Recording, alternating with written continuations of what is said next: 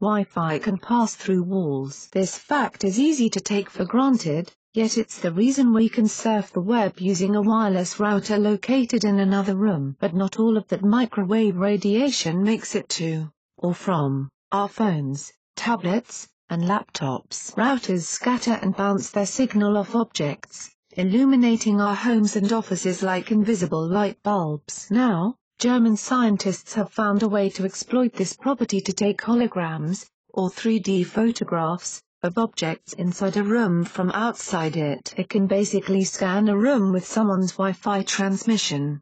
Philip Holl, a 23-year-old undergraduate physics student at the Technical University of Munich, told Business Insider. Holl initially built the device as part of his bachelor thesis with the help of his academic supervisor, Friedemann Reinhard. The two later submitted a study about their technique to the journal Physical Review Letters, which published their paper in early May. Holl says the technology is only in its prototype stage and has limited resolution, but he is excited about its promise. If there's a cup of coffee on a table, you may see something is there, but you couldn't see the shape, Holl says. But you could make out the shape of a person, or a dog on a couch. Really any object that's more than 4 centimeters in size. The ability to see through walls using Wi-Fi has been around for years. Some setups can detect home intruders or track moving objects with 1 or 2 Wi-Fi antennas. Others use an array of antennas to build 2D images. But Holl says no one has used Wi-Fi to make a 3D hologram of an entire room and the stuff inside it. Our method gives you much better images.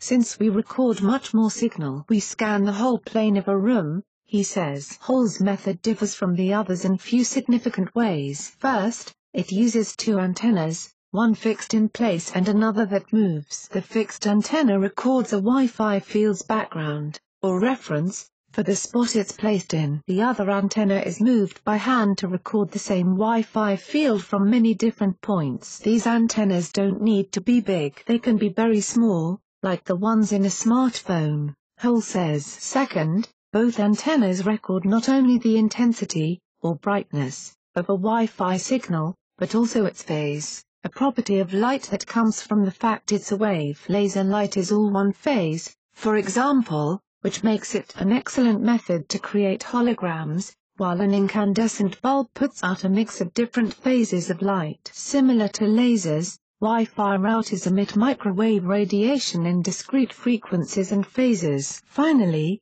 the signals from both antennas are simultaneously fed into a computer, and software teases out the differences of intensity and phase more or less in real time. Holl says this is where it happens. The software builds many 2D images as one antenna is waved around and then stacks them together in a 3D hologram. And because Wi-Fi travels through most walls, those holograms are of objects inside a room. Holl and Reinhard's first holograms are of a shiny metal cross placed in front of a Wi-Fi router. The applications for Holl's Wi-Fi holography, he says, are pretty expansive. Adding an array of reference antennas, say, inside a truck, might help rescue workers detect people in rubble left by an earthquake, or spy agencies see whether anyone is home. You could probably use a drone to map out the inside of an entire building in 20 to 30 seconds, he said. Holl created the video in the below to show how his team's technology works. Share this on Facebook and Twitter and let us know what else you think. And don't forget to help support us by subscribing and joining us on Patreon,